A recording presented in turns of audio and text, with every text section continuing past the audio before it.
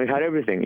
At the same time, it shows the Latino family as a matter of integrity, but it's not a Latino film. It's a mainstream film in English where the hero here happens to be a Latino, which for me was like a miracle, because that never happened, It's what a radical shift for you, coming from Mexico, being a very, very popular soap opera star, and now this has had an incredible impact on your career, even for the better. Yeah, I mean, it's been amazing because, as I said before, very few times you see Latinos having the opportunity of being heroes. And I'm not talking about heroes like Superman or Spider-Man. I'm talking about the everyday hero, the real hero, a man that is willing to sacrifice everything to help someone that is in need, a man that is willing to sacrifice everything to help his wife, his children, his family, his friends, a man that is honest, a man of integrity, a real man, and women as well. We see women more often being stereotyped in a very negative way, being reduced as an object. And when I see my family, and I see my 3 younger sisters, my mother, my grandmother, they are not objects. They are the heart of the family. They're full of wisdom. They're beautiful. They're smart. And so that's when I had this conviction that, from now on, I want to produce films that will light a candle in people's hearts. Because you know what?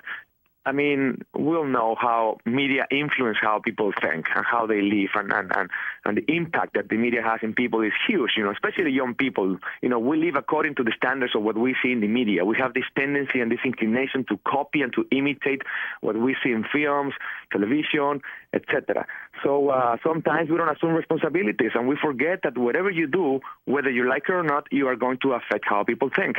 And so that's why I was so excited when I read the script, because I saw this guy, Jose, a man who was in the top of the mountain of his career.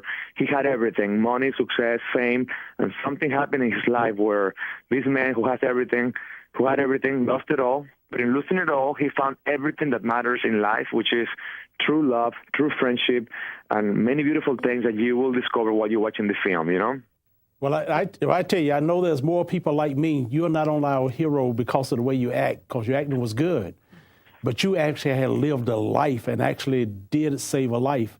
And for me, you are a hero in the greatest sense of the word. Yes. Well, thank you so much, man. Have you shaved that beard yet? Yeah. It was 6 months. I let it grow for 6 months. It was, and that was the idea of the director, Alejandro. He told me, you know what? I want to destroy you on the set. I don't want to see anything but your heart, because I believe that the eyes are the window of the soul. So I want to put a big beard, a long hair, and I want to put the camera right in front of your face, and I want to see forgiveness, hope, redemption, love, and you have only 1 or 2 takes per scene, and you don't have a dialogue.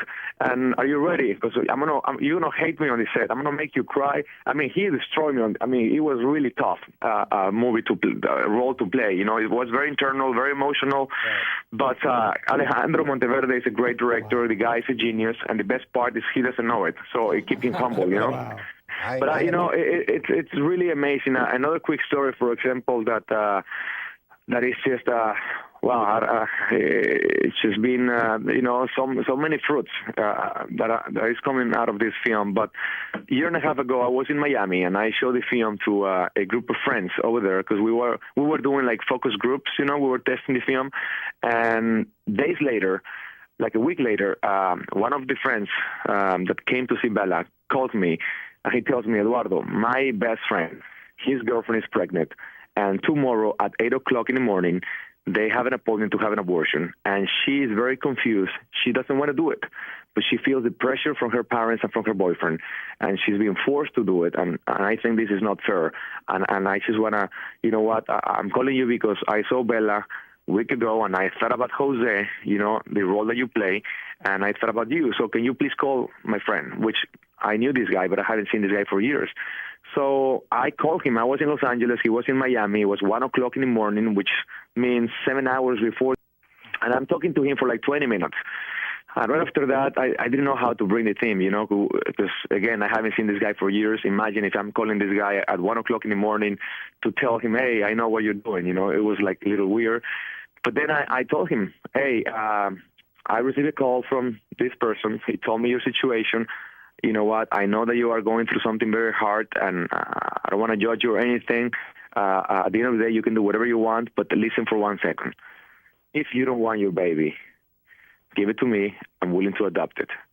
And the only reason why I said that is because after watching my own film 200 times, I was influenced by Jose. You know, he in a way, I became his fan. You know, I'm Jose's biggest fan, you know.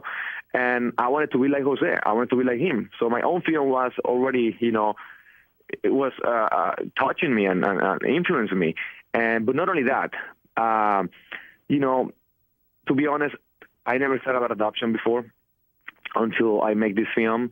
And working with, you know, the adoption community and the adoption organizations promoting this film all over the country, they changed my life because I learned the beauty, the power and the beauty of adoption, you know, giving a child not only a home, but the family to love them, a family that will be always there for them, you know, looking at their eyes and telling them, I love you, I'm here for you, by your side, and I'm going to help you to succeed.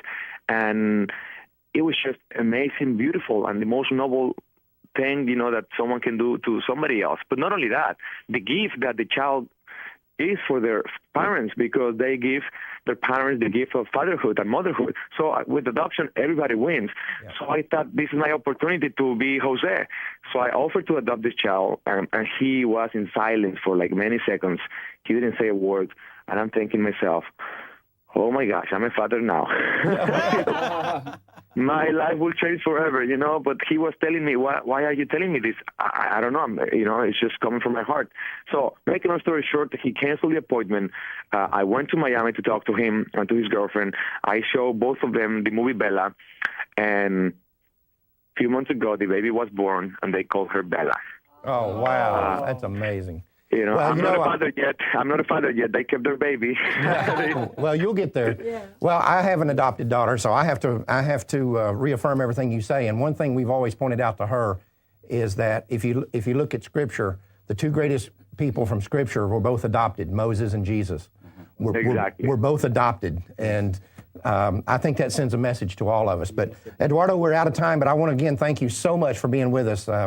Muchas gracias. And you just keep on doing exactly what you're doing, and don't let all these lefties in the media that are out here attacking this movie as being a 1 hour or 2 hour pro-life commercial. Don't let them discourage you. You just keep on doing what's right and let the chips fall where they may.